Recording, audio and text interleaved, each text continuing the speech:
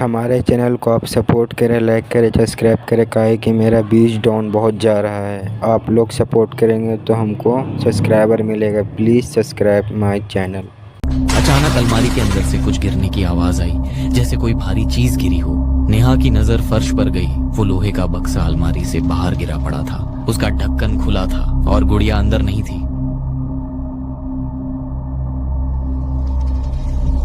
कौन है? विनायक अंकल?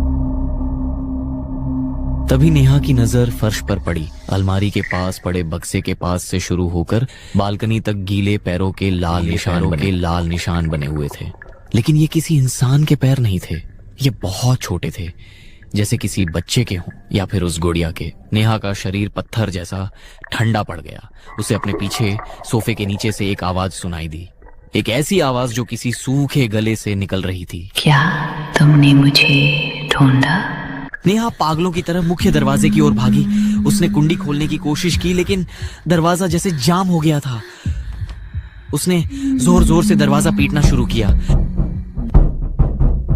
बचाओ, कोई है? विनायक अंकल, दरवाजा खोलिए। तभी सीढ़ियों से किसी के चढ़ने की आवाज आई, भारी और धीमी। दरवाजे के छोटे से लेंस से नेहा ने बाहर देखा। बाहर विनायक खड़े थे, लेकिन उनके हाथ में एक मोमबत्ती थी और उनके चेहरे पर वो स्थिर मुस्कान अब एक डरावनी हंसी में बदल चुकी थी। मैंने कहा था ना बेटा, इस बिल्डिंग में शांति बहुत जरूरी है। उसने शोर बर्दाश्त नहीं किया, तुमने उसे जगा दिया। अब मैं कुछ नहीं कर सकता। तुम्हें कुर्बानी देनी पड़ेगी नेहा। अचानक नेहा के बेडरूम से जोर जोर से हंसने की आवाजें आने लगी। नेहा ने मुड़कर देखा। जो उसने देखा उसकी रूह तक कांप उठी। तभी झिलमिलाती सारी लाइट्स अचानक बंद हो गईं। अंधेरे में उसे वही गुड़िया दिखाई दी जो अब बिस्तर पर बैठी थी। उसकी वो टेढ़ी आंख अब पूरी खुली थी और उसकी पुतली नेहा की तरफ घूम रही थी।